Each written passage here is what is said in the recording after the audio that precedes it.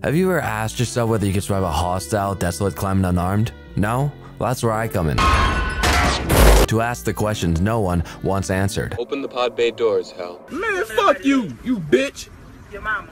Yo, mama. And the question I'm asking today is whether you can survive a year in Rimworld unarmed as the day I was born. Look, you stupid bastard, you've got no arms left. And just like my colonists, I was forced to fistfight a pack of manhunting rats. I chose crashlanded for my scenario, adventure on Cassandra for difficulty, and my seed was titled Subscribe to Me.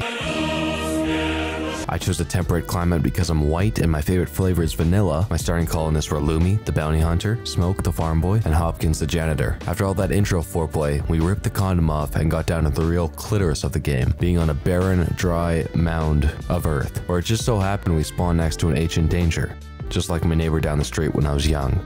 We also had a husky named Bamboozler come with us who was bonded with Lumi. I used my power of civil forfeiture to steal an old structure and make it into my home. After that, one of the locals came by to ask what the fuck we were doing in his house, so we beat him down and accidentally killed him. Not even a few minutes later, the sheriff came by, but unfortunately for them, I pulled a reverse Uno and arrested them instead. I enslaved them, named my faction Smokelandia, and my settlement Underhanded. Serenity was successfully under my control, so as a housewarming gift, I put a head on a pike in their room.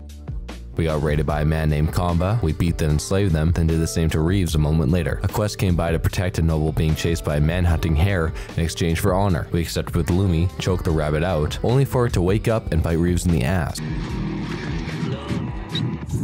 With that completed, Lumi was now a young.We man, which meant we had a ceremony, had some trust fund kid declare them a noble, and got psychic powers. We beat off, up some deers, made Lumi a priest, finally broke Comba's will enough for them to join us, killed another raider, and accepted a quest for more honor to kill one guy. We beat and enslaved them, and God finally decided to punish me for my transgressions by putting a blight on my weed. Reeves shacked up with one of them valley girls and caught sensory mechanites. Then a day later, I was assaulted by raccoons. The next 2 days were spent building windmills, batteries, and a small ranch along with getting our weed growing again. The start of the next month saw our mega sloth catch the fucking plague, so we slaughtered and ate it. Got raided by a decent group, and through constant use of the stun power and liberal use of facts and logic, we managed to fend them off, while also taking one prisoner. Lumi graduated to Acolyte. I didn't realize the game I was playing was actually Far Cry 2, as 4 of my colonists got malaria. I built spike traps next to the ancient danger, got raided again, used Lumi's Acolyte points to hire Blackwater mercenaries, but then learned they wouldn't help me as my enemies were not Iraqi civilians, so we had to go fist deep ourselves. We sent in the slaves first and the rest of the colonists and got away with minimal injuries. After that, we had probably the worst thing possible happen, manhunting boom rats. These are rats that explode when they die, and explode they did, but nothing the expendable slave soldiers couldn't handle. I was democratically elected forcefully as the new leader, found a Grönland seed, planted it, then did the weird sex thing from Avatar while everyone watched.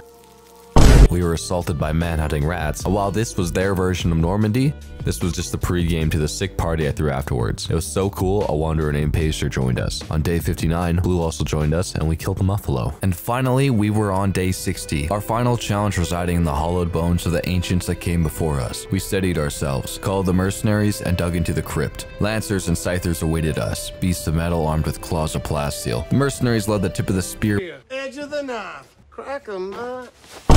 but calamity struck. Bamboozler strode into the melee and was promptly cut down. Blue rescued them, blood pouring from the husky's body as he ran. Lumi rushed forward to help, slamming the scythers with his power, a stroke of fortune as he turned the tide. The mercenaries mourned for their comrade, but Bamboozler was safe. Kana was sent in, opening the cryptosleep caskets. She tried to run. The monsters inside revealed. Their dead eyes cut her down without remorse. Lumi entered the breach once more and enacted vengeance. The mercenaries pushed in sympathy, only to be forced into a retreat. The enemy sallied out, only to be promptly put down. With the battle won, a masterwork sculpture remained inside, the spoils of our war. Kana was rescued and her medical needs tendered. Tragedy, however.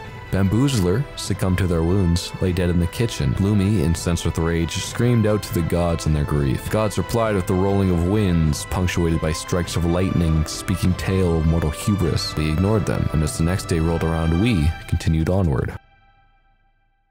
Hey guys, thanks for watching. This took me a lot longer than I thought it would, but I learned a lot during the process. I've got 2 ideas for the next one, surviving as a lone vampire or as a necromancer. Let me know down in the comments, and if you enjoyed the video, feel free to subscribe. Thank you. Good days, a lot of long nights, a lot of good ways to live a long life. And I could say it's gonna be alright, and I will say it's gonna be alright. A lot of good days, a lot of long nights, a lot of good ways to live a